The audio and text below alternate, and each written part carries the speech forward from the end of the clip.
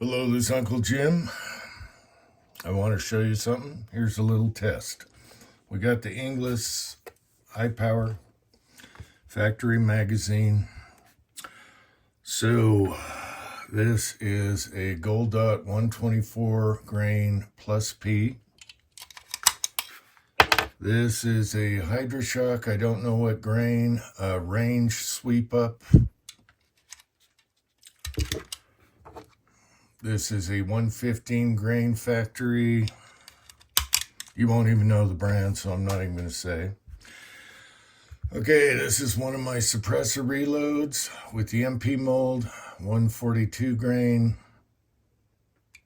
light load for suppressor. All right, let's go outside, and I want you to watch the ejection. Watch the ejection. Forget about the target. I'm probably not going to hit it anyway. Haven't figured that out yet. So we shot this yesterday. We'll talk about it later. This has a stiff recoil spring, so I want you to watch the ejection. So light, 115 grain, whatever grain, Hydroshock, and then plus P 124 grain. All right, so watch the ejection. Forget about, I badly need a haircut, and I'm in my underwear. Just watch the ejection.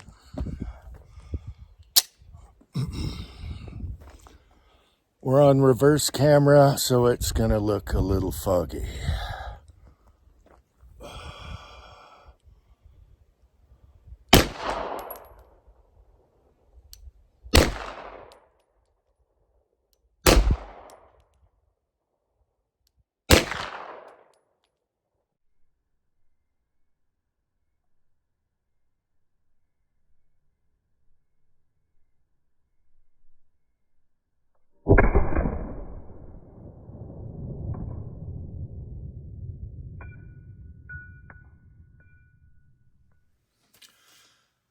All right, so that suppressor load ejected much better than it did yesterday. So, yesterday we shot a lot of rounds through it, different kinds of rounds, different magazines, even South African magazines that used to be really cheap, all work flawless.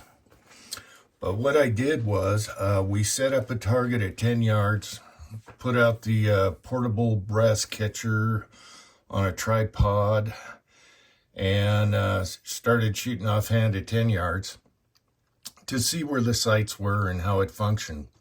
So I start off with the suppressor loads, the lighter loads, and this recoil spring is really stiff, and they were just barely flopping out of there, just barely, and it didn't lock the gun back. And so we switched and we went to different rounds, factory, stuff like that. We even shot some old Fiocchi you can't find anymore. The 123 grain Combat, which is a tack driver in a lot of guns. Still have some of this. Shot that well. Then went to some 115 grain factory. So in the video today, I just wanted to see, what it's doing, and then plus P at the end. And we're loving it. So recoil spring and hammer spring really stiff, but I think it's breaking in because this time that actually yacked out of there pretty good. Everything else was fine. Everything else was flawless, racks back, all that stuff. This is the 115 grain factory, and that went, I just picked it up. It might have skipped off the gravel. That went about 6 feet. And then the plus B went further, of course. Hydroshock didn't go very far, but who knows? It's really old range sweep up. Anyway, it is hotter than hell out. Yesterday was scorching, same with today. And I'm glad it has this black finish on it, because if it was a blued gun, I'd be running inside and wiping all our sweat. We sweated all over this thing, and I like the finish for that reason. So I want to give you my thoughts on it after we shot it, me and the son, yesterday. I was shooting a little high with the 143 grain. It was almost on. It was about that much high. I'm aiming 6 o'clock on a 2-inch circle dot. And then we shot the 124 grain combat, and it went a little higher. And then when we got to 115 grain, it went even higher. I mean, it was high. My son was shooting it high, and I was shooting it high at first. And we had to get used to the U-notch in the fiber optic front sight there. But at the end of our session at, shooting offhand at close range, they started to come down. So I don't know if it's just us and the U-dot or what. Anyway, I have a sample here to show you. So at the end of the day, we're aiming about here and hitting here with the 115 grain that it was up here. So maybe that was us. What surprised me is I'm bad at pistols now because I have a really shaky left hand. And so I thought, and I shot at first, a couple magazines, I thought I would be left and right, just shaky. But my first shot just went left about that far, and then I was straight on windage-wise. So I think the sights are regulated for windage perfect, and I thought I'd be jerking it right and left. I'm just shaky, and, I'm a cluster right now. And so I think I don't know if it's us with the front sight, but it shoots a little high, which I'm fine with. I'm totally fine. If it shoots low, you got a problem. If it shoots high, you aim 6 o'clock. And then we went out to the swinger, which you saw just now in the video, and we still have no clue where to aim it. We only fired a few shots, but we're like, damn, where do we go? And in the video you just saw, I'm aiming top, bottom, left, and right, hoping I will hit it for, those 4 shots now. And being shaky, I tried one-handed, and that didn't improve my cause whatsoever. So anyway, it is a shooter, and even with this heavy trigger, I wasn't jerking it right and left. As a matter of fact, I didn't even think about the trigger. It didn't bother me at all while shooting it. If I sit there and dry fire and think about it, yeah. But when I'm shooting it, I didn't think about it at all. So I'm totally good with that. So let's cover some things. It runs flawlessly with regular ammo.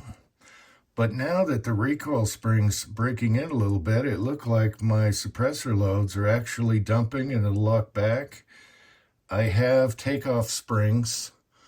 Wolf, when I replace Wolf springs and other high powers, I can always do that for the suppressor loads, but I think it's going to be fine. I can always bump it up or just use, I got lighter cast bullets and molds and just run them hot. It's not suppressed, so why bother? So here's one thing. Here's the brass comes out perfect, but it hits slightly off center. And I don't know if it's the top or the bottom. I'll have to mark one. But that is totally acceptable. No light strikes, hits it hard. It's got a really heavy hammer spring like high powers do. And that could have been probably, part of the cycling problem because you got 2 stiff springs going on here. You got to just run it for a little bit. So barely off center, no dings, nothing, perfect brass. So that's good. The chamber's a little tight, short chamber like a CZ. So some of my longer, heavy bullets, 9mm, 153 grain, I have to seat them a little lower than the rest of the guns. I had them so everything works in every gun, but this one didn't like that loaded long, so I used the other ones there, and that's fine. I can just seat them to make this one happy and everyone happy. So what else? All the mags work, all the ammo, feeds hollow points. We just got to figure out where to aim at the swinger, because it does shoot a hair high, and I'm not sure it's 60 yards where I'm shooting at that swinger in the video. I'm not sure quite where to aim it. We didn't hit it, but we will once we figure that out. So these were on sale at PSA. I got this for my Father's Day present. The black one, which I love, this is the one I wanted, is out of stock now with the modern controls and the good sights. I did notice yesterday they posted one that's the silver one with the same everything, but it went up $10 because they had Inglis engraved on the grip. So anyway, if you're looking for one, some people, I don't know. They're still out there. Just when you see the emails, you wait for the deal, the good deal, because this was $360 around Father's Day, and then it flew out of stock. So just make sure you get the good sights and enhanced no bite hammer. See the last video. I love it. I forgot how much I love high powers, and it's an old man thing, okay? But some young guys are getting it. They understand it, It's the original Wonder 9, but it's a classic. And it's good to see some young guys out there, and PSA providing cheap ones on sale, so young guys might enjoy them. All right? They got their little idiosyncrasies, but that's what just makes it fun. What else am I leaving out? I guess that's it for this. We didn't record shooting groups yesterday because it was scorching hot and the phone would have died right away. But we had a lot of fun, and we filled up that brass catcher full of brass, and it's all perfectly reloadable, and it hits primers good. You're not going to have a primer problem with these. If you got hard primers or funky primers they're selling out there, and it's just awesome. So all the mags work, the factory 15 rounders. What can I say?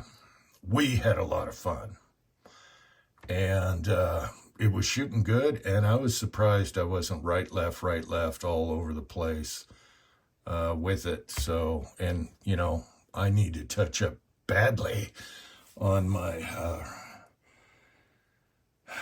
pistol stuff. So there's my report, and until next time, I hope you found this interesting. I could put a taller front sight on it, but why? It's only a couple inches. Aim 6 o'clock, and it's dovetailed, so I could figure out what dovetail they use. But why? Inexpensive gun. Why do anything to it? I think everything out of the box is fine, other than that really heavy trigger. But I didn't notice it while shooting, and it didn't bother my son either. So, with pistols, I don't need a two-pound trigger. I'm not used to that anyway. Until next time, thanks for watching.